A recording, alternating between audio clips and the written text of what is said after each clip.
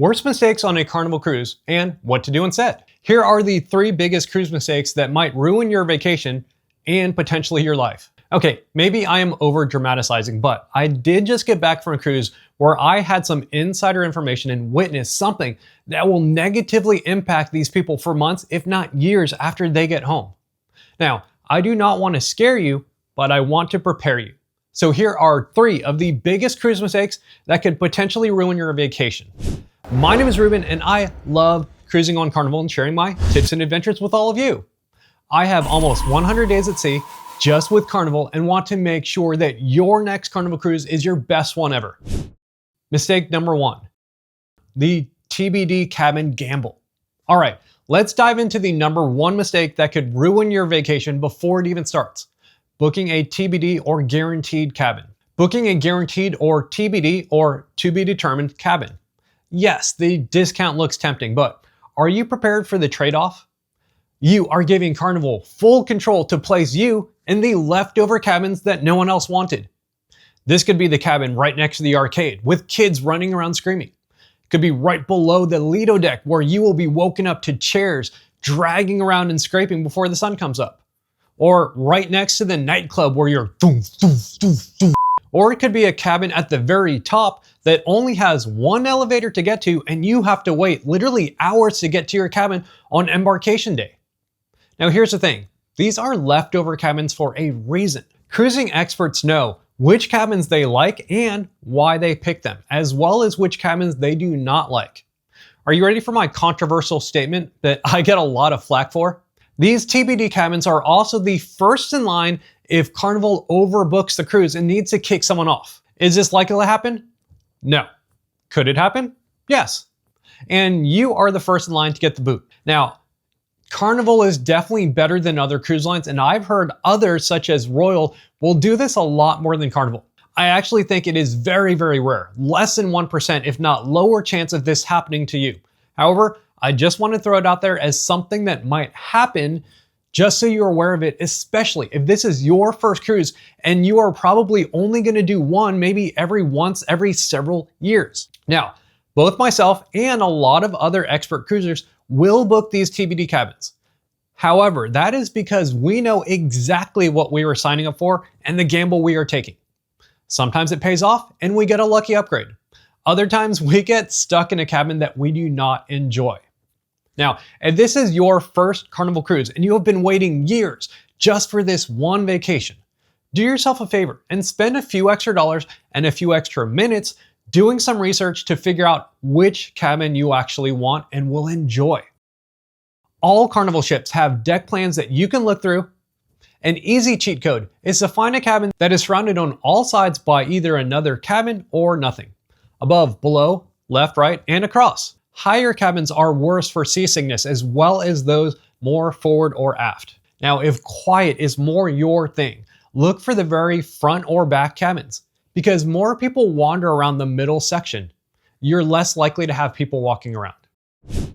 Mistake number 2, missing your ship. I'm going to wrap up a few mistakes into one umbrella mistake, and that is missing your cruise ship.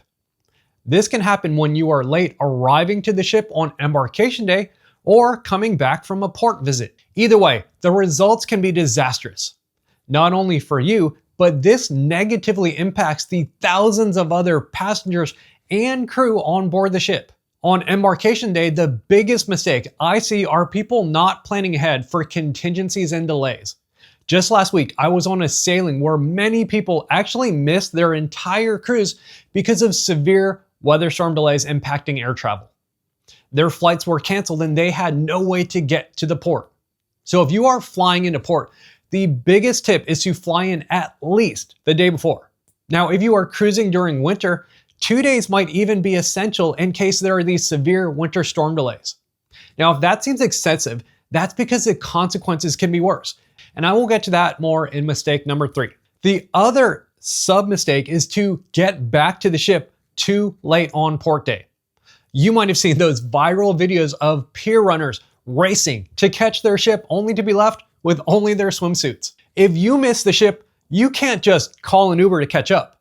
The options are to figure out how to meet up with your ship at the next port or maybe just get back to the ship's home port. And because most ports are not in the US, this will require international travel, which as a pro tip is why so many travel agents recommend traveling with a passport even if only a birth certificate is required. Now, imagine having to do all of this arrangements and adjusting in only a bikini because all of your belongings are still on the ship. Of course, it sucks to be the one left behind and stranded, but that is also a selfish perspective. There are maybe 5,000 or more other people that all get affected when this happens on a cruise ship. The ship can be stuck in port waiting, which means that guests cannot play in the casino. They might get charged tax on drinks. Some things might not open up, and everything affects the crew members' schedules. So that hour delay for you might mean 2,000 workers have to work an extra hour or more because they can't do a crew turnover. Mistake number 3, skipping travel insurance. The third and biggest mistake is thinking that travel insurance is an optional expense. Please don't do it. Now, here are 3 reasons why. Your cruise is a major investment, and going without insurance is like betting it all on red. What happens if you get sick right before? There's a family emergency, or even a freak snowstorm that cancels your flight. Without insurance, all of the money that you have paid, poof, just vanishes. Remember those people earlier who missed their cruise because of that winter storm? I have also read really sad stories of people who lost their loved ones days or weeks before a cruise and were not able to go. Because they did not purchase cruise insurance, they were out of the thousands of dollars that they paid for their cruise fare. And yes, it is absolutely heartbreaking for this to happen. Unfortunately, it happens so often that cruise lines just cannot make excuses for this, especially when the solution is so simple and preventative: cancellations. One thing to know about insurance is that different plans cover different things. Most insurance will cover cancellations, but only for specific reasons. That might include sickness or travel delays. However, make sure you read the fine print, because one thing that I have seen trip up cruisers is when they need to cancel for a reason that is not in their policy. And I'll get to this a little bit later. You're then back to being on the hook for losing potentially thousands of dollars. Because I travel a lot for work, I will often get booked on last-minute trips. So for me, having a cancel for any reason coverage is amazing because I get 75% back. I've already used this once, and it is something I will always book for my cruises. Finally, the biggest reason to get travel insurance is for the medical coverage. Did you know that a medical evacuation at sea could easily sail past 50 grand? In one of my last sailings, there was a medical emergency that came up, and there was so much back and forth, all related to payment and things about that nature.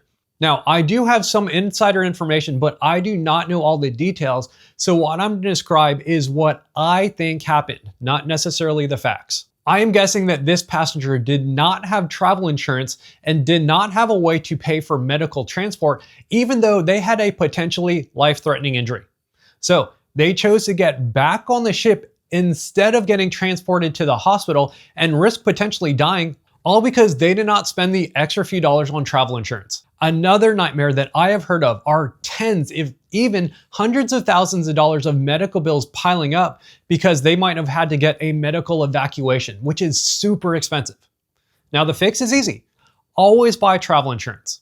Now, I'm not sponsored by any company specifically, but let me know in the comments who you have been using, and if you're curious who I use, I will let you know in the comments below.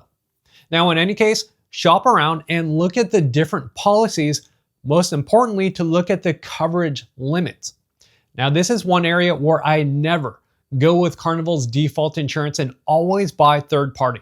This is because you spend less money and you get more coverage for your cost. And it just buys you peace of mind. Okay, I know this was a little bit of a heavier video, and a lot of you know that I like to keep things positive.